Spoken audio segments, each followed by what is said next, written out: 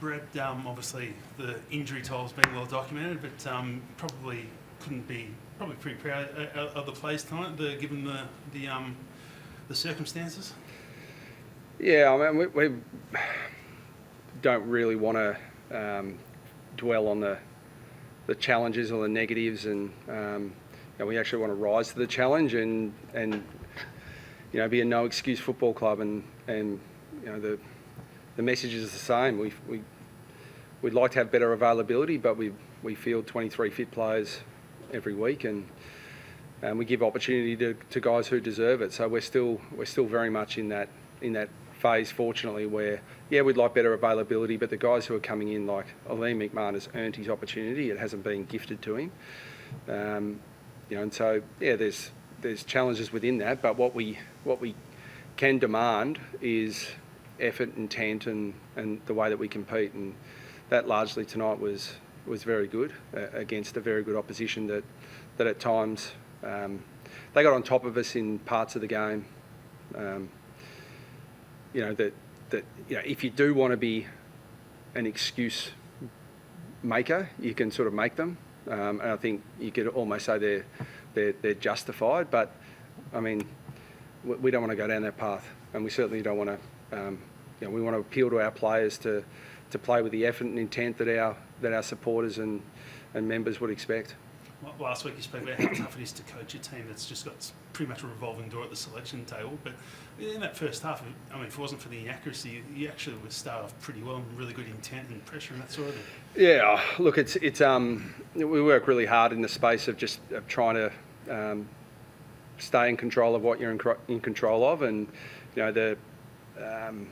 but it's hard for the players to, and it was a really good test for us. They look up at the scoreboard and see 0-8 to 7-1, and their 7-1 were, some of them, I think the first two goals from free kicks against, poor old Angus Clark, they go back and slot them from the boundary line. So, and we're missing some pretty easy ones. But the hardest thing in footy is to generate the shots, and we've got to keep working on the conversion. But we got inside 57 times against a really good opposition, and would have liked to have scored at a higher percentage, but we were also able to keep the ball in our forward half pretty well. So lots of parts of the game were pretty good. We just lacked the execution, which we'll keep working on.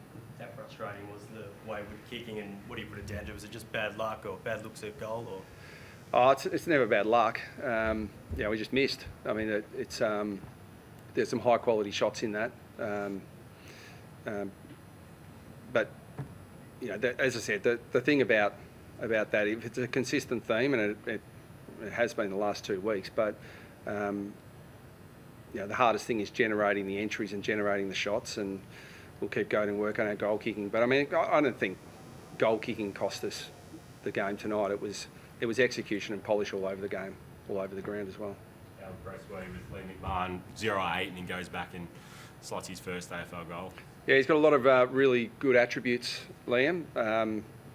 Kicking is certainly one of them. He's a beautiful kick, accurate kick, penetrating kick. He's. We had very strong suspicion that he'd find a way to hit the scoreboard, because he has at every level he's played at, and.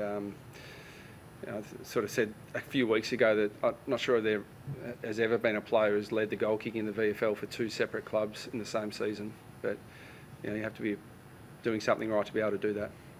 How important is getting the little things right with such a changeable unit? How important is that connection, like club-wide, so when situations like this happen, you're ready to step up? Well, it's critical. I mean, the message that I've trotted out regularly, publicly and privately, is that every player wants their opportunity, and everyone wants to play, and your opportunity comes sometimes when you least expect it, and you can't control that. You can't control availability of our list, and you, largely, I mean, they can't control selection either, but they can control how ready they are for their opportunity when it comes. And there were some good examples again of that tonight. Dylan Shields been working extremely hard in the VFL, and has been overlooked in favour of some other players, and he's that's really particularly hard for a player of his calibre, who's previously been an All-Australian, to be plying his trade in the VFL while other younger players are playing in his spot. But his opportunity came, and I thought he competed well tonight. Adam was talking about your front half intercept game being really damaging. What about it when you saw the Giants that you thought you could clamp down on? Because they've got a lot of great back half movers. Was there anything you were targeting? Well, I think against the Giants, I think it's one or the other. I mean, they pose such a significant threat all over the ground, but with the threat that they pose with their back half ball movement is you can look at it and say we've got to stop that, or you can try and turn it into an opportunity. And that was a big focus for us tonight, and it certainly started that way. We were able to generate some opportunities, but like the class side they were able to bounce us a few times and transition the ball. But as I said earlier, if you said we had it inside 50, 57 times and scored at 35%, you'd think, gee, they're going to score off the back of that. But we were able to limit that reasonably well. Is that connection there, that last kick, is that the biggest issue? Is that like that mid-half transition into the forward line? Yeah, it's a wry smile because we worked on that throughout the week without training it on the track. I mean, we're a lot of theoretical work, and 5-day break doesn't give you much of an opportunity. And when 50% of your forward line were playing in the state league and weren't even on your list 6 weeks ago, it's a challenge to build connection.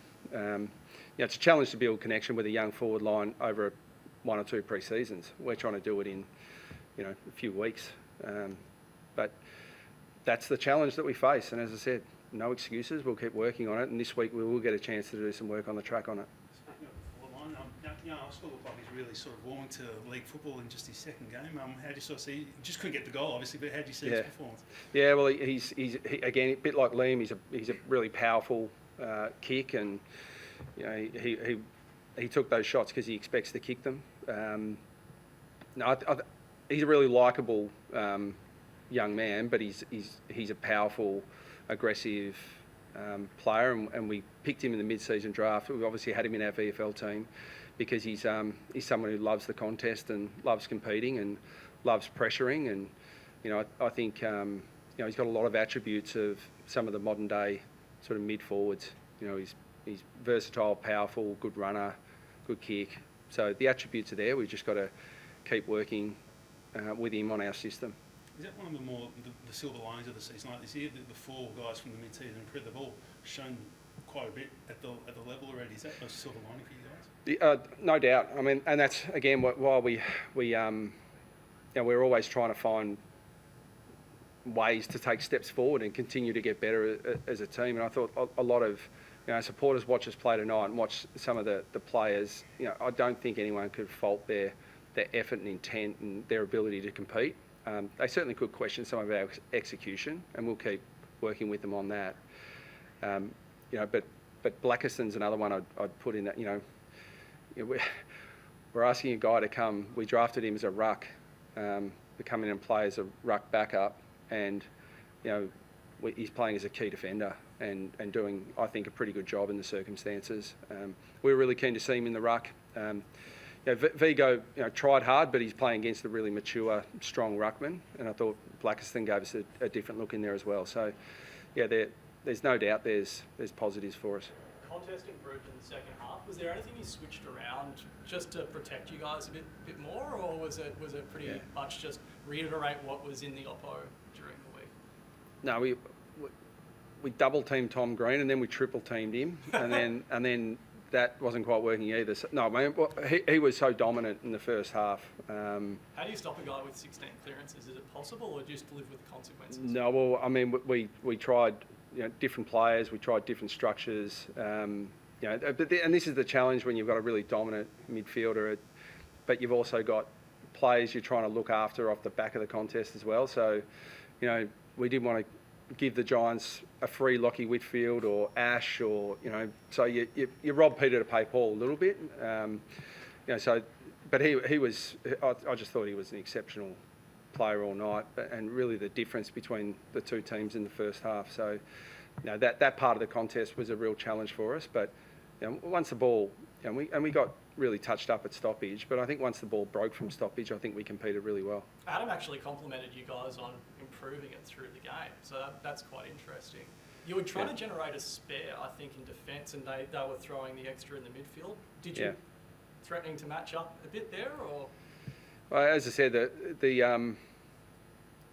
there are some things you can fix really easily if you allow to play 19 men on the ground, but you have to choose one or the other in terms of what you want to protect and how you want to attack. And again, they pose threats in all parts of the ground. Himmelberg was really influential, so Ash and Whitfield are really influential players. I thought we mitigated that somewhat, and then pretty dominant in stoppage and clearance. So, but I was really. I mean, we haven't thrown Andy McGrath in the midfield really much at all this year, and Durham went off for an HIA, and so we lost him for 20 minutes, and McGrath went in, Gresham went in, flicked Perkins forward. So we saw some options that maybe we didn't have a week ago. So it was a good response, but it was definitely a challenge in the first half to respond to Green's dominance. There's another word that I heard in the stands, and you hear at home a bit. Why don't you just tag him? When's tagging effective, and how do you balance a pure defensive tag versus one that's a bit free that can go off post? Yeah, we tagged him. Yeah, just didn't work. Was that a hard follow all the way around, or was it just a contest? Supposed to be. Yep. Last one. Jake tonight, obviously against his old club. How did you he seemed to be enjoying himself out there. How did you have the club sort of handle it? I guess Oh, well, we didn't. The players probably talked about it, but no, Jake did what Jake does. He's an impact player, and I think when his team's playing well, he's can finish as well as anyone. So despite what people may think, I'm actually prefer it wasn't tonight, but I'm very pleased for him. I think it's he wanted to prolong his career. We're going in a different direction. I see the result there as a win-win. Next week, will be all right. Next week, Katie? I'm not sure. I'm so reluctant to give any medical updates at the moment. Even when I get them on Monday, it's like wait till we get through main training and then we'll make a call. But hopefully we'll be. You wanted a 9th player out there. I didn't know if there was a 19th fit one to throw out there. Yeah, that's. I've had a few offers from various people to lace the boots up. How's Sam Durham, Brad? After his it's a frustrating one for us because he came off and said, I know I've got to do the test, but I'm fine. But the rules are the rules, and so he had to stay off. And even I wanted to speak to him myself at 3/4 time to make absolutely sure that he was fine. He was pretty frustrated to be out of the game for that period of time. So no, he's fine.